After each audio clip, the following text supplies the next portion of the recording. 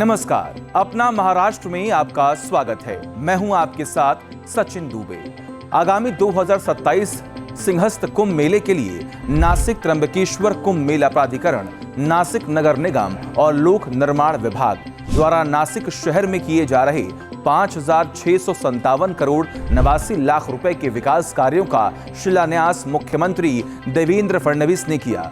ठक्कर मैदान में आयोजित कार्यक्रम में मुख्यमंत्री ने बताया कि सिंहस्थ कुंभ मेले के कार्य गुणवत्तापूर्ण और पारदर्शी तरीके से किए जाएंगे और नासिक को एक सुंदर और आधुनिक शहर बनाया जाएगा। श्रद्धालुओं की व्यवस्था, सुरक्षा, पर्व स्नान और अमृत स्नान की योजना और श्रद्धालुओं को आध्यात्मिकता का अनुभव प्रदान करने के लिए विशेष प्रबंध किए जाएंगे, जो इस उत्सव का मूल है। इसके लिए केंद्र और राज्य सरकारों के माध्यम से नासिक में 20,000 करोड़ रुपए से ज्यादा के कार्य शुरू किए जा रहे हैं। विकास कुंभ की शुरुआत की बात करें तो नासिक और त्र्यंबकेश्वर में व्यापक बुनियादी सुविधाओं का निर्माण होगा।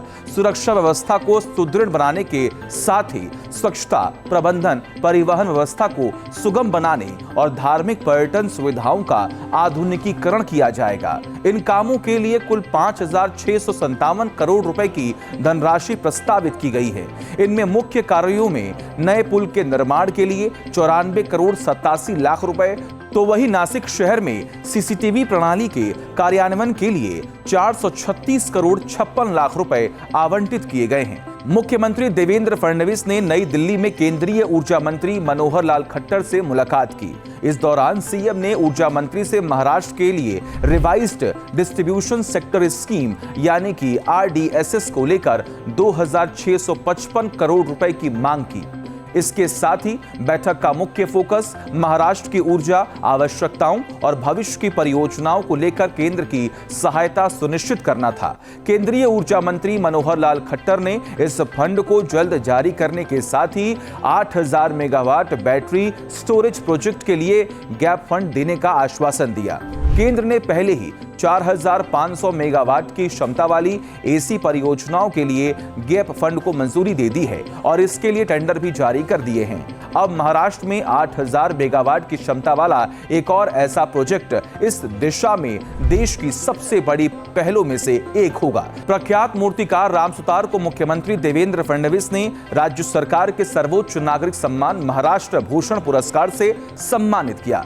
नोएडा में राम सुतार के आवास पर आयोजित समारोह में उप मुख्यमंत्री एकनाथ शिंदे, उप मुख्यमंत्री अजीत पवार, सांस्कृतिक मामलों के मंत्री एडवोकेट आशीष शेलार, सांसद महेश शर्मा के साथ कई अधिकारी मौजूदगी में उन्हें सम्मानित किया गया। ये पुरस्कार मूर्तिकार राम सुतार को मूर्तिकला के क्षेत्र में उनके अद्वितीय योगदान के लिए दिया गया। इस मौके पर मुख्यमंत्री देवेंद्र फडणवीस ने राम सुतार के स्वास्थ्य की जानकारी लेने के साथ ही उनके सम्मान में कहा कि मूर्तिकार राम सुतार ने अपनी मूर्तियों के माध्यम से दुनिया भर में महाराष्ट्र और देश का मान बढ़ाया है। भारत रत्न डॉक्टर बाबा साहेब अम्बेडकर के महापरिनिर्वाण दिवस के मौके पर हर साल लाखों अनुयायी मुंबई के दादर स्थित चैत्य भूमि पर आते हैं। इस दौरान उपलब्ध कराई जाने वाली सुविधाओं के मद्देनजर चीफ सेक्रेटरी राजेश कुमार की अध्यक्षता में मंत्रालय में एक बैठक हुई। बैठक में चीफ सेक्रेटरी राजेश कुमार ने निर्देश दिया कि सभी विभाग समन्वय करके